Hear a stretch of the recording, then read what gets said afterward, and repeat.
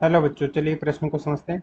H अणु की निम्नतम स्तर ऊर्जा 13.6 इलेक्ट्रॉन वोल्ट है। बताइए एच अणु को दूसरी उत्तेजित अवस्था में लाने के लिए कितनी ऊर्जा की आवश्यकता होगी।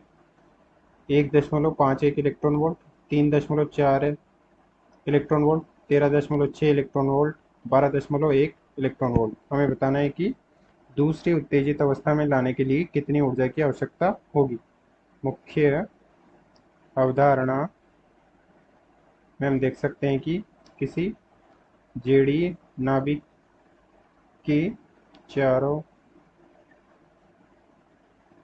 आर एन त्रिज्या के किसी nवें ऊर्जा स्तर में nवें कक्षा में गतिमान किसी इलेक्ट्रॉन की परिक्रमा कर रहे किसी इलेक्ट्रॉन की कुल ऊर्जा ई एन बराबर -13.6 जेड की घात 2 बटे एन की घात 2 इलेक्ट्रॉन वोल्ट से दी जाती है। हाइड्रोजन के लिए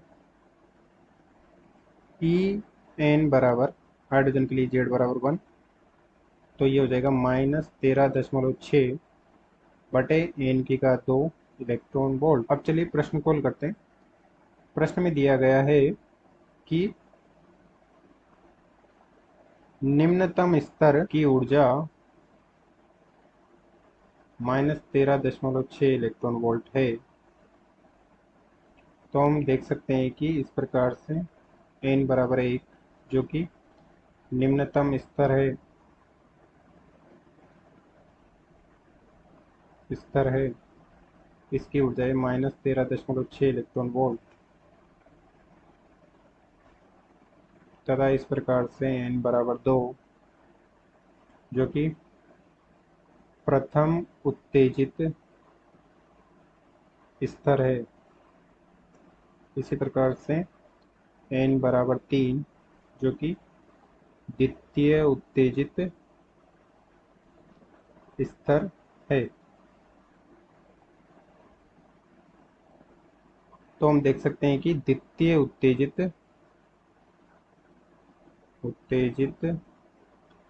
स्तर यानी कि n बराबर 2 n बराबर 3 वाली कक्षा में ऊर्जा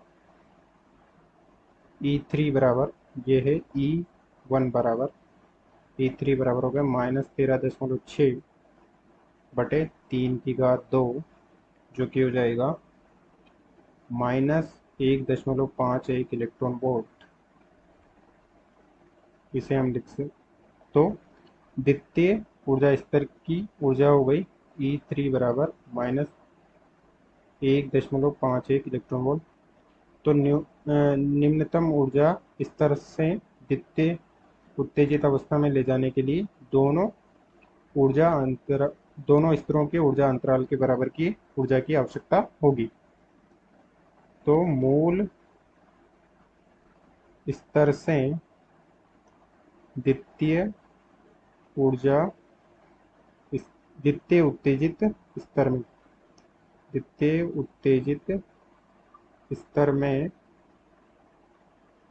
ले जाने के लिए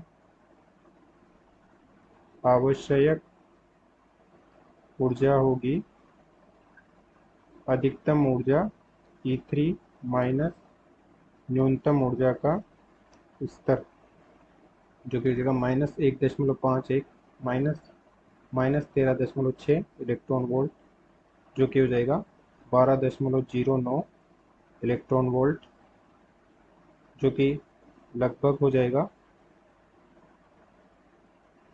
12.1 इलेक्ट्रॉन वोल्ट। अतः दिए गए प्रश्न का सही उत्तर विकल्प डी 12.1 इलेक्ट्रॉन वोल्ट है। आशा करते हैं आपको समझ में आया होगा। धन्यवाद।